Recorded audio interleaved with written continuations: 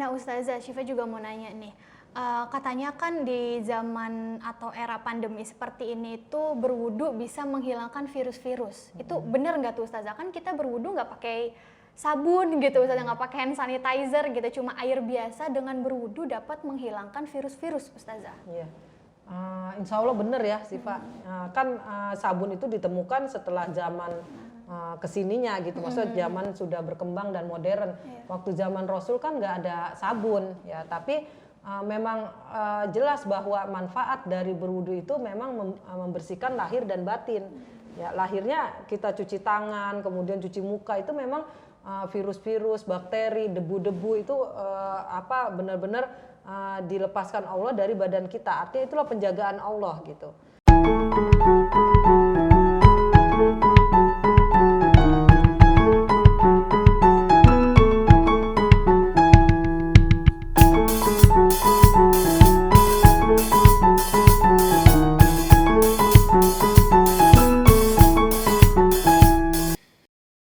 Bismillahirrahmanirrahim. Assalamualaikum warahmatullahi wabarakatuh. Kembali lagi di pengajian Kamis Manis yang insya Allah akan hadir di setiap hari Kamis di channel YouTube Gelora TV. Saya Syifa Aulia sebagai host dan sudah hadir di sini narasumber kita seperti biasa, yaitu Ustazah Haja Lulu Masluha LC. Assalamualaikum Ustazah. Waalaikumsalam warahmatullahi wabarakatuh. Alhamdulillah Ustazah diberikan kesehatan dan rezeki berupa waktu sehingga bisa hadir di sini untuk memberikan kajian kepada kita semua. Nah Ustazah, untuk tema pengajian kita kali ini adalah keutamaan wudhu.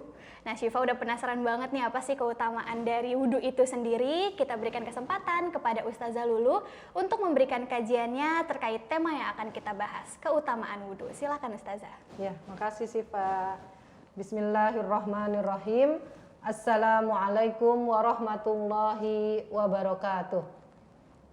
Alhamdulillahirabbil alamin wa bihi nasta'in ala umurid dunya waddin. Wassalatu wassalamu ala asyrafil anbiya'i wal mursalin wa ala alihi wa sahbihi ajmain, amma ba'du. Alhamdulillah kita kembali di pengajian Kamis Manis ini. Mudah-mudahan pengajian ini membawa keberkahan tersendiri buat kita. Mudah-mudahan membawa rahmatnya Allah kepada kita. Dan mudah-mudahan Allah berikan kebahagiaan kita di dunia dan di akhirat.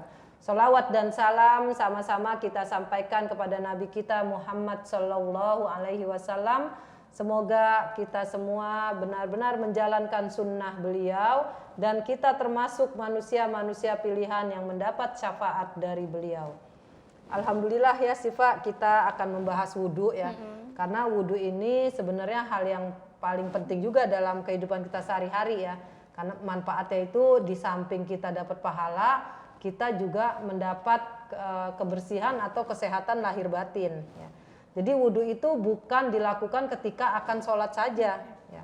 Wudhu itu dilakukan bahkan disuruh dalam syariat itu namanya dawamul wudhu. Ya. Selalu membiasakan atau mendawamkan berwudhu.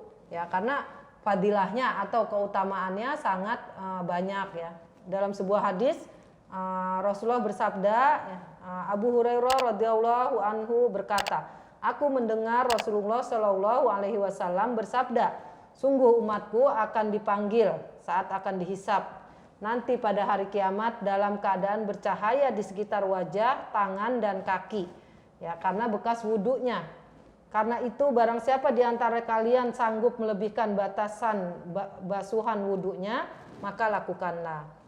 Ya jadi nanti ketika kita di akhirat itu akan dihisab, ini semua orang kan pada ketakutan gitu ya, pada namanya mau dihisab itu istilahnya mau dihitung kita banyak dosa atau banyak pahala ya. Itu ketika kita sedang menunggu itu yang di wajah kita, di yang bekas wudhu kita itu diberi cahaya. Jadi keutamaan wudhu itu yang pertama, semua basuhan wudhu kita itu akan bercahaya ya. Jadi subhanallah sih Pak, apalagi kalau kita terus mendawamkan wudhu ya. Jadi kalau batal wudhu, jadi bukan waktu mau sholat aja, tapi ketika batal segera berwudu lagi, ketika batal berwudu lagi, maka mudah-mudahan itu akan terus bercahaya ya. Dan ini sudah terbukti sebenarnya Sifa, banyak dari teman-teman ustazah ya, kadang mereka cahayanya itu bukan dari make up gitu, tapi dari wudu ya, pengaruh atau bekas air wudunya gitu. Nah ini di dunia aja sudah Allah buktikan ya sebagian janji-janjinya, apalagi nanti di akhirat itu pasti diberikan. Itu yang pertama. Kemudian yang kedua ya, disebutkan bahwa nanti kita digugurkan dosa-dosa kita dengan kita berwudu ya. Jadi ketika kita berwudu itu dosa-dosa kita digugurkan oleh Allah Subhanahu wa taala ya. Dan ini disebutkan dalam sebuah hadis, wa an Utsman ibni Affan radhiyallahu anhu qala Rasulullah sallallahu alaihi wasallam, man tawaddaa fa ahsanal wudu'a kharajat khotoyahu min jasadihi hatta takhruja min tahti adfarihi. Rawahu Muslim. Ya, jadi artinya Utsman bin Affan radhiyallahu anhu berkata, Rasulullah shallallahu alaihi wasallam bersabda, barang siapa berwudu dan menyempurnakannya, maka semua dosa keluar dari jasadnya hingga dari ujung kuku-kukunya. Jadi ini Sifa, kalau kita wudu itu dosa-dosa kita Allah gugurkan ya.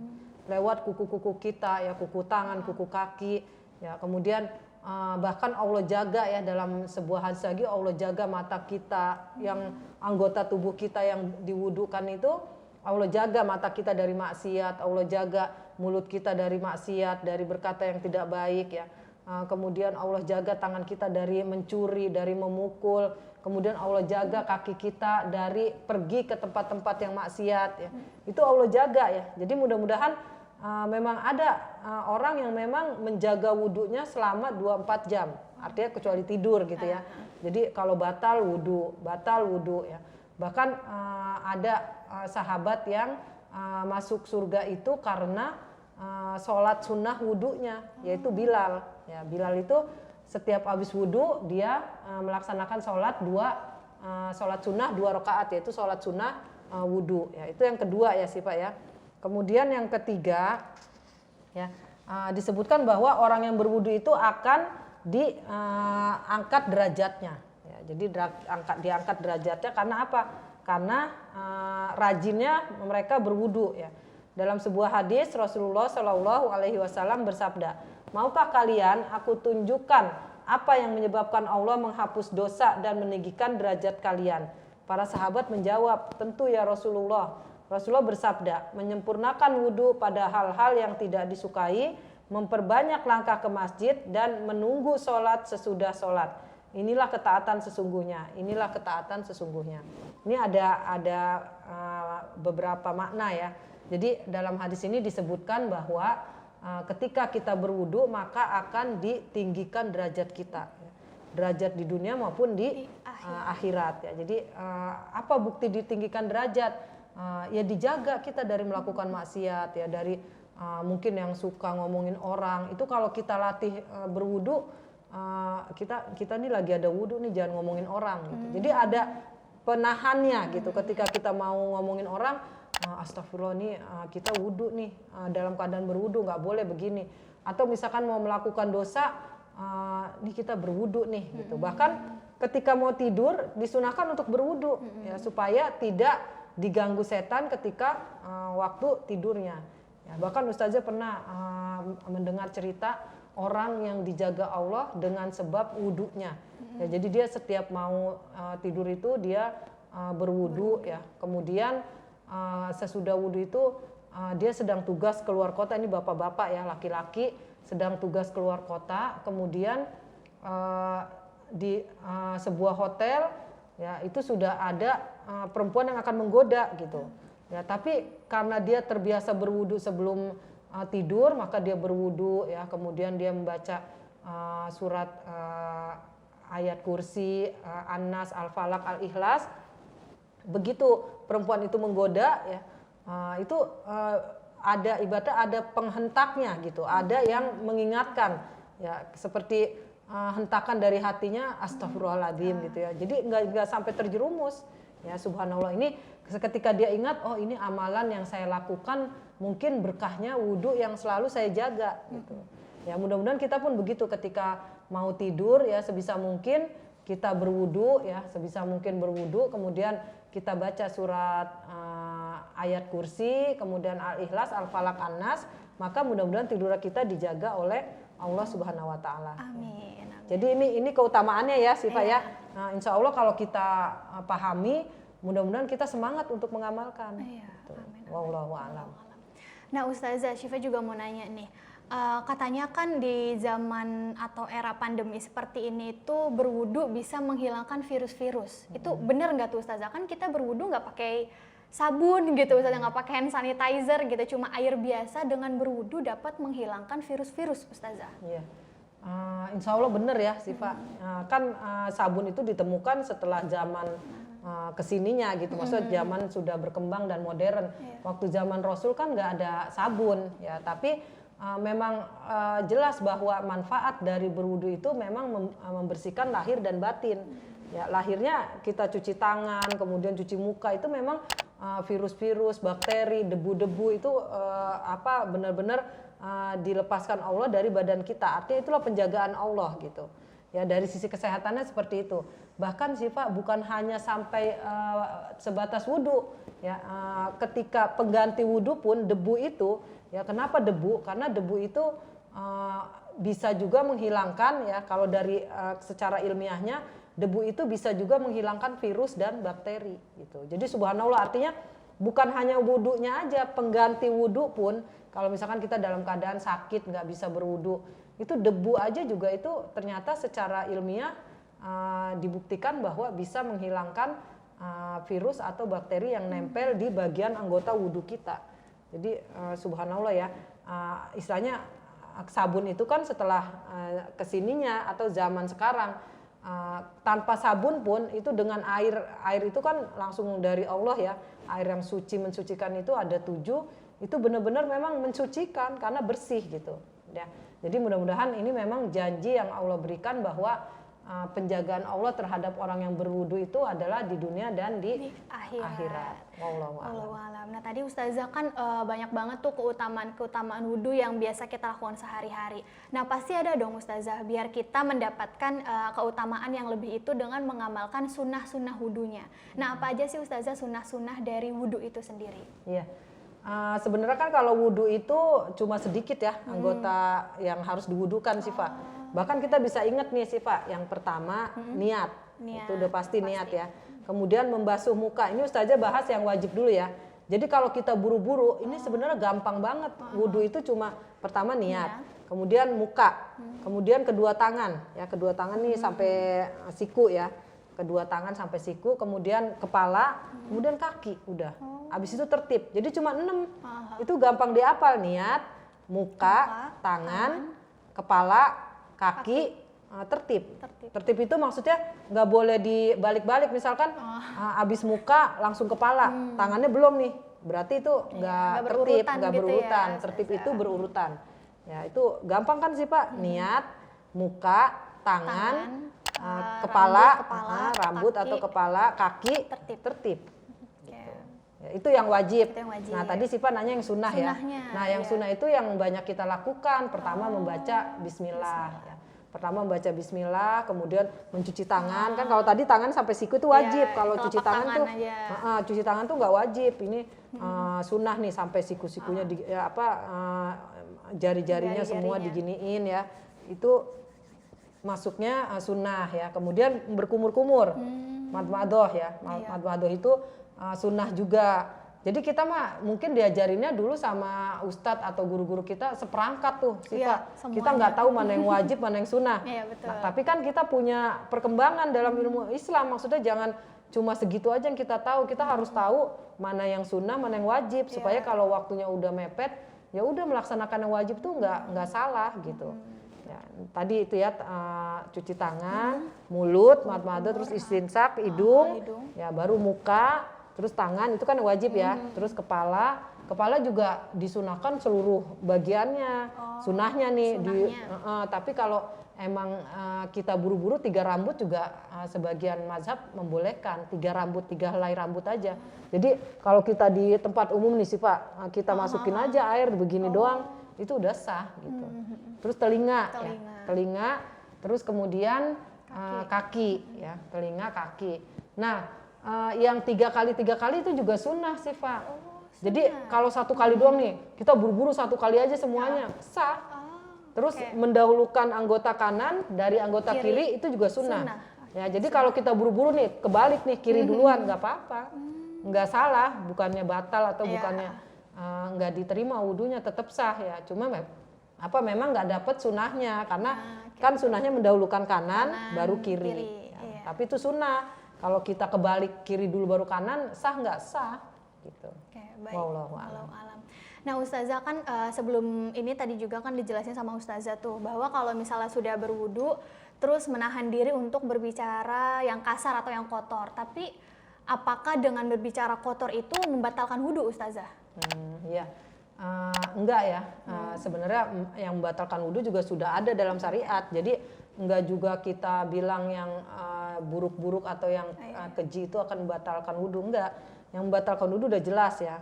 Keluar angin dari depan atau belakang, kemudian tertidur atau pingsan ya. Itu salah satunya gitu. Kemudian makan dan minum ada nggak membatalkan ya. Makan dan minum kan kadang ada sebagian makan dan minum membatalkan wudu padahal enggak gitu ya. Jadi diantaranya itu ya, buang angin, kemudian tidur, kemudian hilang akal ya, tiba-tiba gila atau tiba-tiba ayan gitu. Nah itu batal wudu. Ada Ustazah yang begitu? Ada, udah wudu nih, udah wudu tiba-tiba kan kalau ada yang sakit epilepsi kan? Oh iya betul. Sakit epilepsi itu habis wudu tahu-tahu nggak sadar juga ya epilepsi. Nggak sadar terus berarti batal wudunya gitu. Baik, nah, wallahu alam. Nah, Ustazah, apakah kalau misalnya kita lagi berwudu nih, kan sudah selesai nih Ustazah, itu air bekas wudunya ini yang ada di anggota badan kita apakah harus dilap atau nggak boleh gitu Ustazah, biarin aja gitu? Ya itu sebenarnya kalau memang sikonnya kondisional aja ya, artinya gini, kalau kita kan nggak mengalami musim salju, nggak mengalami musim dingin, kita cuma musim hujan sama kemarau. Ya maksudnya enak iklimnya gitu, nggak yang ekstrim.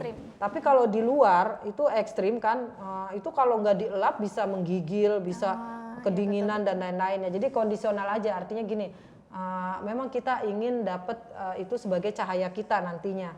Ya tapi bukan kalau bisa nggak dielap nggak usah dielap. Tapi kalau memang membahayakan, misalkan orangnya cepat masuk angin. Kalau anak muda mah enggak sih Pak. Kalau yang udah nenek-nenek, kakek-kakek gitu, kalau nggak dielap bekas wudunya tuh kena angin, kena AC masuk apa angin. Aja langsung masuk angin gitu. Nah itu membahayakan, berarti harus dielap gitu, nggak apa-apa dielap ya. Walaupun pada dasarnya kalau bisa nggak dilap ya nggak usah dilap. Tapi kan kalau iklim-iklim tertentu yang ekstrim dan lain-lain harus dilap. Gitu. Betul Ustazah. Nah Ustazah Syifa pernah baca nih di artikel kalau wudu itu dapat mengurai ikatan setan. Itu benar nggak Ustazah? Iya. Jadi ada sebuah hadis ya. Ketika kita tidur malam itu kita diikat oleh setan 3 ikatan. Jadi ini setiap yang kita tidur malam itu diikat oleh setan 3 ikatan. Ya. Ketika kita bangun kemudian itu buka ikatannya 1. Kalau kita bangun tengah malam nih Syifa, tengah malam atau pas subuh lah gitu. Kalau emang nggak mau sholat malam berarti pas subuhnya nih. Kita bangun kemudian lepas ikatannya 1. Ya kan ada 3 ikatan tuh. Kemudian bangun mengingat Allah. Nggak ngapa-ngapain nih, cuma bangun ingat Allah gitu tengah malam nih. Alhamdulillah bangun gitu, alhamdulillahilladzi ahyana ba'dama amatana wa ilaihin nusyur gitu. Atau Allahu Akbar, ternyata Allah Maha Besar. Ingat aja nih, itu lepas ikatannya 2. Ya. Kemudian kalau kita bangun terus berwudu, maka lepas semua ikatannya. Dan pagi itu disebutkan dalam hadis ini, pagi itu kita bangun dalam keadaan yang seger, terus cerah, terus hatinya bahagia. Tapi kalau kita nggak bangun, artinya mungkin sholat subuhnya kesiangan atau nggak males sholat tahajud ya gitu. Maka kita bangun dalam keadaan hati yang susah, kemudian lemes, terus nggak ceria. Makanya kan orang yang suka qiyamul lail itu kelihatan aura bahagianya, kelihatan bercahaya wajahnya ya. Bangun malam tahajud atau qiyamul lail, ataupun misalkan sholat subuhnya nggak pernah telat gitu. Artinya ini belenggunya semua dibuka. Jadi tiga ikatan setan itu yang ketiga terbuka atau terbuka semuanya kalau berwudu. Ya, kalau kita bangun doang itu kalau ini satu terbuka satu, lepas satu. Kalau ingat Allah lepas dua. Kalau berwudu kemudian sholat maka lepas semuanya. Wallahu a'lam. Baik Ustazah, wah Masya Allah seru banget pembahasan kita kali ini tentang keutamaan berwudu.